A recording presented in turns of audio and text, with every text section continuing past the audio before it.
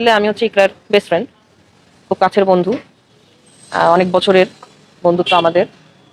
আর আমার নাম হচ্ছে গিয়ে ডাক্তার খাদিজা। যাই হোক, এখন আমরা আসল কথাটাই আসি, যেগুলো আপনারা বেসিক্যালি জানতে চাচ্ছেন। আপনারা কারণ জানতে চাচ্ছেন নাকি পুরো জিনিসটা জানতে চাচ্ছেন? আমি কারণটাই বলি, পুরো জিনিসটা অলরেডি আপনারা জানেন কি কি হয়েছে। আচ্ছা, কারণ আমি তো একদম মানে শিওরিটি দিয়ে বলতে পারবো না যে এই কারণে হচ্ছে। কারণ লাস্ট যখন ওর সাথে আমার কথা হয়েছে 10টা 46-এ। ইকরার কাছে জিনিসটা এরকম, কারণ হচ্ছে কি, ইকরা তো আসলে ইকরা আলভিকে প্রচন্ড ভালোবাসতো। মানে ও প্রচন্ড অবসেস ছিল। ওর কাছে পৃথিবীর সবচেয়ে সুদর্শন ছেলে আলভি, ওর কাছে পৃথিবীর সবচেয়ে বেস্ট হাজব্যান্ড আলভি, ওর কাছে পৃথিবীর সবচেয়ে ভালো সিঙ্গার আলভি, আলভি গান গায়, ওর কাছে পৃথিবীর শ্রেষ্ঠ অ্যাক্টর আলভি, মানে ওর দুনিয়াটাই না আলভি। ইকরা মৃত্যুর আগে যে তথ্য দিয়ে গিয়েছিল ইকরার বান্ধবীর কাছে। প্রিয় দর্শক, আসসালামু আলাইকুম। ভিডিওটা যে যেখান থেকে প্লে করেছেন তাদেরকে অসংখ্য অসংখ্য ধন্যবাদ। সম্মানিত দর্শক, আপনারা জানেন গত কয়েকদিন আগে দুনিয়া থেকে চলে যায় ইকরা, আলভির স্ত্রী। প্রিয় দর্শক, এই ঘটনার জেরে এবার কিন্তু ইকরার বান্ধবী চাঞ্চল্যকর তথ্য দিয়েছে ইকরাকে নিয়ে, যা শুনলে দর্শক আপনারা রীতিমতো অবাক হবেন। ইকরা চলে যাওয়ার আগ মুহূর্তে কি কথা হয়েছে তাদের ভিতর, কি বলে গিয়েছে ওনার কাছে। প্রিয় দর্শক, আজকে কয়েকটা গুরুত্বপূর্ণ ভিডিও দেখাচ্ছি ইকরার বান্ধবীর। ইকরাকে নিয়ে চাঞ্চল্যকর তথ্য দিয়েছে।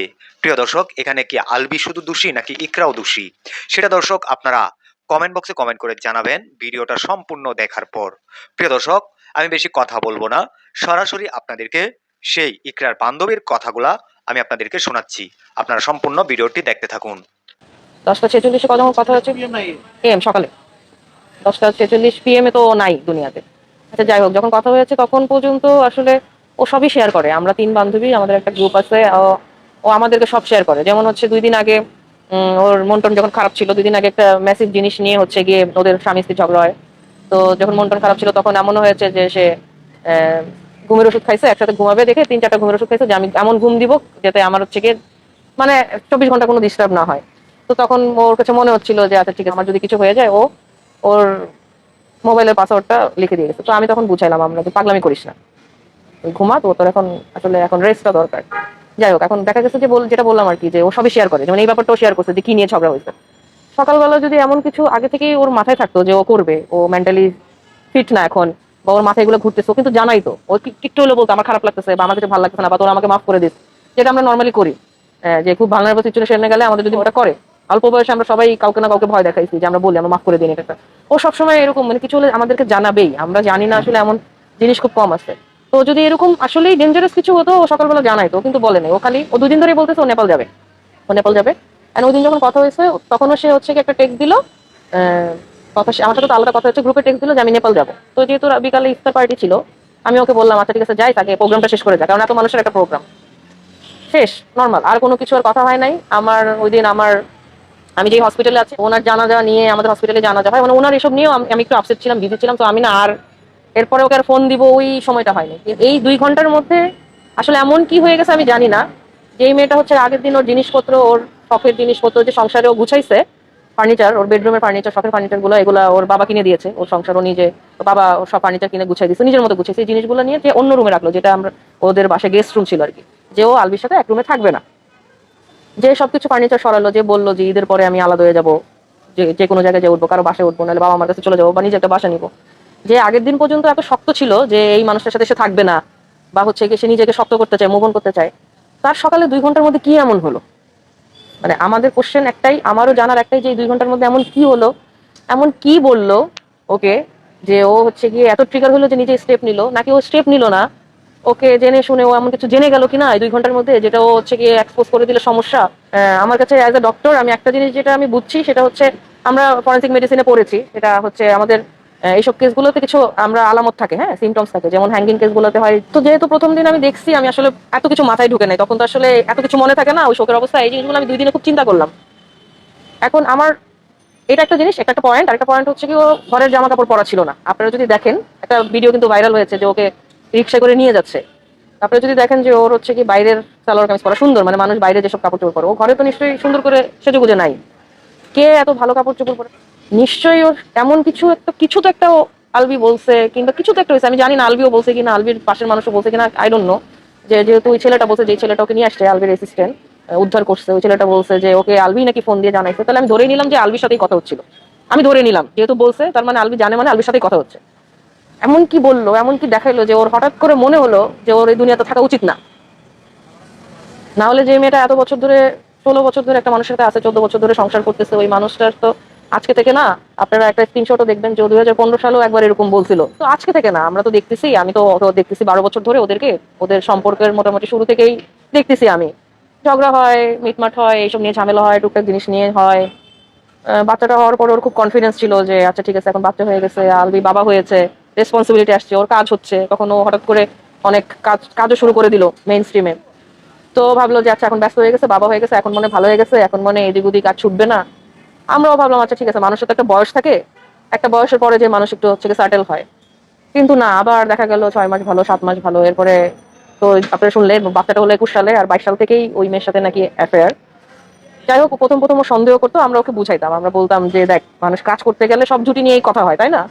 আমরা ওকে বুঝাইছি। কিন্তু বলে না যে এত বছর ধরে সংসার করতেছি, স্ত্রী মনে খুঁটা দিয়েছে, মানে সেন্স, মানে বলে না যে মেয়েদের হচ্ছে গিয়ে একটা ষষ্ঠ ইন্দ্রিয় আছে। ওর কোথাও না কোথাও প্রথম থেকেই ওর এই ব্যাপারটাতে ও বুঝে গিয়েছিল যে দেয়ার ইজ সামথিং রং। এতদিন ধরে প্রমাণ খুঁজবো, প্রমাণ খুঁজবো, এর মাঝখানে অনেক কিছু হয়েছে, অনেক জায়গায় ও এটা সেটা, কিন্তু আলবি প্রত্যেকবারই বলছে যে আমরা তো কো আর্টিস্ট, আমরা তো কাজ করতে গেছি। এখন মানে ব্যাপারটা এরকম যে আসলে তোরা কাজ করতে গেছে, কাজ করতে গিয়ে কি করতেছে আমরা তো জানি না, এটা তো প্রুভ করা সম্ভব না। শেষে যেটা হলো, শেষ মুহূর্তে যেটা হলো সেটা হচ্ছে, আমাকে ও ইকরা যেটা বলে গেল আমাদেরকে, সেটা হচ্ছে গিয়ে আলবি স্বীকার করেছে ওর কাছে যে হ্যাঁ আমার, মানে ওর জন্য আমার ভালোবাসা আছে, মানে ওই মেয়েটার কথা বলেছে। এখন এটা ইকরার ভাষ্য মতো বলে গেছে, একটা স্ক্রিনশট দিয়েছিল, স্ক্রিনশটটা এখন নাই। মানে ইকরা আবার রেপুটেশনে খুব বিলিভ করে, আর ওর কাছে মনে হয় যে মানুষজন হ্যাক করার চেষ্টা করে। এর আগেও আলবি 2টা আইডি হচ্ছে গিয়ে চলে গেছে। তো ও খুব কনসাস থাকে এসব ব্যাপারে। ও এসব জিনিস সোশ্যাল মিডিয়াতে কারোর সাথে শেয়ার করলো, ডিলিট করে দিত, খালি বলতো তোরা দেখছিস, এরপর ডিলিট করে দেয়, এরকম আর কি। এখন ও তো আলবি ছাড়া আসলে কিছু চিনে না, ও ওর কাছে চাইতো সময়, এটা খুব স্বাভাবিক, এটা চাবেই। মানে আমি যদি একজন পার্টনারের প্রতি এত অবসেস থাকে, ওর অবসেশনটা ডিফারেন্ট। ওর কাছে হচ্ছে কি, ওর হাজবেন্ড ওকে নিয়ে ঘুরতে যাবে, ওর সাথে দুটো ভালো সময় কাটাবে, ওর সাথে একসাথে বসে ডিনার করবে, ওর আর ওর বাচ্চাকে টাইম দিবে, ওর কাছে এই জিনিসগুলোই মুখ্য ছিল। আমি তো প্রথমেই বললাম ওর কাছে সংসার বাচ্চা এটাই মুখ্য ছিল। তো এটা যে কারণ, আমি এটা বলবো না। ওর ডিপ্রেশনের এটা একটা মন খারাপের কারণ ছিল, কিন্তু এত বড় স্টেপ নেওয়ার কারণ তো শুধু এটা ছিল না। ওর কারণটা এটা ছিল যে যেই সময়টা, যেমন হচ্ছে ওর অ্যানিভার্সারির সময়, ওদের অ্যানিভার্সারির সময় ওর হাজবেন্ড ওর সাথে ছিল না, শুটিং এ ছিল, শুটিং ওই মেয়েটা ছিল। আপনি একবার চিন্তা করেন তাহলে ওর খারাপ লাগবে না কেন? যে এত স্পেশাল একটা দিন আমার, আর শুটিং তো আসলে কোনো অফিস না আমার কাছে যেটা মনে হয়, যে আমি আমার অফিসে যেতেই হবে। তবুও তো আমরা অ্যানিভার্সারির দিন ছুটি নেই, যারা নিতে চায় আর কি, যাদের কাছে মনে হয় দিনটা স্পেশাল। সেই দিনই ও শুটিং ফেললো, সেই দিন যেই দিন ইকরার সাথে আলবি থাকার কথা, আলবি ওই মেয়ের সাথে শুটিং করতেছে। তো ওর খারাপ লাগাটা স্বাভাবিক। এগুলো ছোট ছোট জিনিস আপনাদের শুনলে এখন মনে হবে কি এগুলো তো হতেই পারে, নায়ক বিয়ে করেছে বা হচ্ছে গিয়ে স্বামী স্ত্রীর মধ্যে হয়। কিন্তু ছোট ছোট জিনিসগুলো আপনি চিন্তা করেন, 14 বছর ধরে ছোট ছোট ছোট ছোট জিনিস যদি হতে থাকে একটা মানুষের, তাহলে এটা তো আসলে কম্পাইল করে, তাই না? কম্পাইল করে জিনিসটা আসলে অনেক বড় বিল্ড আপ হয়ে যায়। ছোট ছোট জিনিসে আসলে আস্তে আস্তে আস্তে আস্তে, ও বলবো না ও একদিনে আসলে খুব শখ খেয়ে মরছে, ও তিলে তিল সহ্য করতে না পেরে আসলে ওর দেয়ালে পিঠ থেকে গেছে। আচ্ছা, আমি প্রথমে একটু রিজিকের কথা বলি। ইকরার ছেলের নাম রিজিক। রিজিক আর আমার মেয়েটা হচ্ছে কি সমবয়সী, ওরা একসাথেই বড় হচ্ছে বলতে গেলে, হেসে খেলে। আমার বাসাও ডিওইচএস এ। তো আমরা একসাথেই ইকরার বাসায় কিংবা আমার বাসায় কিংবা আমরা পার্কে গিয়ে, আমরা শপিং থেকে শুরু করে মোটামুটি আমরা সব বাচ্চা কাচ্চা নিয়ে আমরা সব একসাথেই করছি। ওরা দুজন বড়ই হয়েছে একসাথে। আমি জানি না আমার মেয়েটার কোনোদিন হচ্ছে গিয়ে ওর খালার সাথীকে পাবে কিনা, ওরা কোনোদিন দিবে না, কারণ এরপরে তো আর দিবেই না। আমি যেহেতু এত কিছু বলে ফেলেছি, এত কিছু করে ফেলেছি, আমার বাচ্চার সাথে তো নিশ্চয়ই মিশতে দিবে না। বাচ্চার ব্যাপারটা আমি জানি না কি হবে। আমি এত কিছু বলছি, আপনাদের কাছে বলছি কারণ আমার বান্ধবীর জন্য বলছি, কিন্তু এট দ্য এন্ড আমার এটাও ভয় লাগছে যে এই বাচ্চাটা কিন্তু মা হারাইছে, তাই না? বাচ্চাটা মা হারাইছে, এখন আলভিরও যদি কোনো কারণে গিলটি গিলটি যদি ও প্রমাণ হয়, যদি ওর জেল হয় বা ও হচ্ছে গিয়ে এরকম গিলটি প্রমাণ হয়, যেটাই হোক, বা ক্যারিয়ার নষ্ট হয়ে যায় সবকিছু, তখন কিন্তু বাচ্চাটা বাবার আদর থেকেও হারাবে। আলটিমেটলি লস কিন্তু ওর। আমি এটাও ভয় পাচ্ছি যে ওকে তো তাহলে আদর করার কেউ থাকলো না। কিন্তু আমি আবার এটাও ভয় পাচ্ছি, এটাও আমার মাথায় ঢুকছে, তাহলে আমার বান্ধবীরও তো আসলে সুষ্ঠু বিচার হওয়া উচিত। জানি না বাচ্চাটার কি হবে। কালকে এসেছিল, নর্মালি আমি যদি বলি যে চলো আমার মেয়ের কাছে, মেয়ের নাম যদি বলি যে চলো ওর কাছে যাই, খেলতে যাই আমার বাসায়, যে ও লাফায় লাফায় চলে আসে, আমি যাবো আমি যাবো। কালকে ওকে এতবার বললাম, ও যাবে না, ও চাচাকে জড়াই ধরে আসে, না কোথাও যাবো না, আমি বাবা ছাড়া কোথাও যাবো না। আমি জানি না ওকে কি শিখানো হয়েছে, পড়ানো হয়েছে। আচ্ছা ঠিক আছে, ছোট মানুষ, মাকে যেহেতু পায় নাই 2 দিন, বাবা হয়তো বা বলেছে ফোন দিয়ে, বাবার কথা শুনছে, এটাই স্বাভাবিক। আমরাও বাবা মার কথা শুনবো, নাহলে বাবার কথা শুনবো। ও তো ছোট মানুষ, ও তারা তো কিছু বুঝতেছে না। তবে আমি চাই ওর একটা ভালো কাস্টাডি হোক। আমি এখন ইকরার বাবা মার যে অবস্থা, মেন্টাল যে অবস্থা, এই সময় আসলে রিজিককে এনে ওরাও রাখতে পারবে না। মানে এখন ওই মেন্টাল স্টেবিলিটি নেই, নিজের সন্তানকে হারাইছে মাত্র, আর ওদের তো একমাত্র সন্তান, আপনারা তো ইন্টারভিউ নিয়ে আসছেন, জানেন একটা মাত্র সন্তান। তো আমি এই জন্য এখন আসলে আমি রিজিকের ব্যাপারটা নিয়ে আসলে আমি কিছু বলতে চাই না। আমি আসলে জানি না আসলে ব্যাপারটা কি হবে। আর ঠিক মতো না কমিউনিকেশন করতেই দিচ্ছে না ওদের বাসায়। না ও আমি আলবির মার সাথে ঠিক মতো কমিউনিকেশন করতে পারতেছি না, আলবির ভাইয়ের সাথে করতে পারতেছি, রিজিকের সাথে দেখা করতে পারতেছি না। তবে বাচ্চাটা সারা জীবনের জন্য মা হারালো। আর যা কিছু হচ্ছে ও বড় হয়ে তো জানবে যে ওর বাবার কারণে ওর এরকম হয়েছে। যেটাই হোক এই মেসআপটা তো দেখবে, কাটা ছোড়াছুড়িটা তো দেখবে। এটা আসলে ওর মানসিক অবস্থার জন্য ভালো হবে না, এটা জানি আমরা। যাই হোক, আপনারা দোয়া করবেন। এছাড়া আসলে বাচ্চাটার জন্য কিছু বলার নাই। আঙ্কেল আন্টি হয়তো বা আস্তে আস্তে শোক কাটায় উঠতে পারবে, যেহেতু ওনাদের একটা সার্টেন বয়স হয়েছে। আস্তে আস্তে বুঝাবে, নিজেকে বুঝাতে পারবে। বাচ্চাটা আসলে যত বড় হবে তত জিজ্ঞেস করবে আমার মা কোথায়, আমার মা কোথায়, আমার মার কি হয়েছে। দেখি, আমি যাব, আমি চেষ্টা করবো বাচ্চাটার সাথে দেখা করার, যদি ওরা দেখা করতে দেয়। জানি না, আপনি বললেন আজকে যে ওদের ওখানে মানব অধিকারের লোক গিয়েছে, রাইট? তো হয়তো বা বাসাটা চেঞ্জ করতে পারে, অনেক কিছুই হতে পারে। পাবো কিনা ছেলেটাকে আর কোনোদিন দেখতে আমি জানি না। তবে যদি সুষ্ঠু বিচার হয় আর আলভির যদি কোনো বিচার হয়, তাহলে কাস্টাডি, আমার মনে হয় যে কাস্টাডিটা ইকরার বাবা মার কাছে যাওয়া উচিত। যেহেতু ইকরার বাবা মা দুজনেই বেঁচে আছেন, নানা নানি বেঁচে আছেন, আলভির তো বাবা নেই। তো একজন দাদির কাছে কাস্টাডি না নিয়ে মনে হয় এটা সবচেয়ে ভালো হয় যে নানা নানির কাছে কাস্টাডি দেওয়া। এটা আসলে ডিসাইড করার আমি কেউ না, এটা ওরা পারিবারিকভাবে সিদ্ধান্ত নেবেন। বাট এটা যদি হয় তাহলে হয়তো বাচ্চাটাকে দেখতে পারবো। কিছুটা হলেও মায়ের অভাবটা, মানে মায়ের অভাবটা পূরণ করতে পারবো, এটা বলে যে আমি তো তোমার আরেকটা মা। ও তো দেখেই আসছে ওর মায়ের সবচেয়ে ভালো বন্ধু কারা। ও তো আমাদেরকে ও মা হিসেবে জানে, আমাকে আর আমার একটা বান্ধবী আছে, আমরা তিনজন বেস্ট ফ্রেন্ড। হয়তো বা কিছুটা হলো আমাদের কাছে আসলে ওর মায়ের স্মৃতি মনে পড়বে, ও মাকে একটু কম মিস করবে, আমরা ওকে মায়ের গল্প বলবো। তো ও 2 দিন পানি ছাড়া কিছু খায় নাই। আমার মনে হচ্ছে যে এখন মনে হচ্ছে রিয়েলাইজেশনটা আসতেছে যে আমার মনে হচ্ছে আমার সবকিছু বাদ দিয়ে আসলে ওর কাছে যে 2 দিন পরে থাকা দরকার ছিল, হয়তো ওর মানসিক স্টেবিলিটিটা একটু ভালো হতো। ডিভোর্স হলে যে ব্রোকেন ফ্যামিলির একটা ব্যাপার, আলবি তো নিজেও ব্রোকেন ফ্যামিলির। তো এটা সবসময় বলতো যে আলবি আর আলবির ভাই যেভাবে বড় হয়েছে বাবার আদর ছাড়া, আমি চাই না আমার বাচ্চাটা এরকম হোক। ওর মধ্যে এই জিনিসটা তো ছিল, আরেকটা ছিল মায়া। কারণ অল্প বয়সে যে বিয়ে করছে তো ওর বাবা মাকেও রাজি ছিল না, অনেক বছর ওর ফ্যামিলির কেউ মেনে নেয় নাই। হ্যাঁ, ওদের সম্পর্ক ছিল, ওরা নিজেরা নিজেরা বিয়ে করে ফেলছিল 19 বছর বয়সে। অ্যান্ড এটাই একটা সমস্যা হয়ে গেছে, ওরা বাসায় মেনে নিতে চায় না। একটা অল্প বয়স, তার উপরে হচ্ছে একটা খুবই ভালো স্টুডেন্ট ছিল।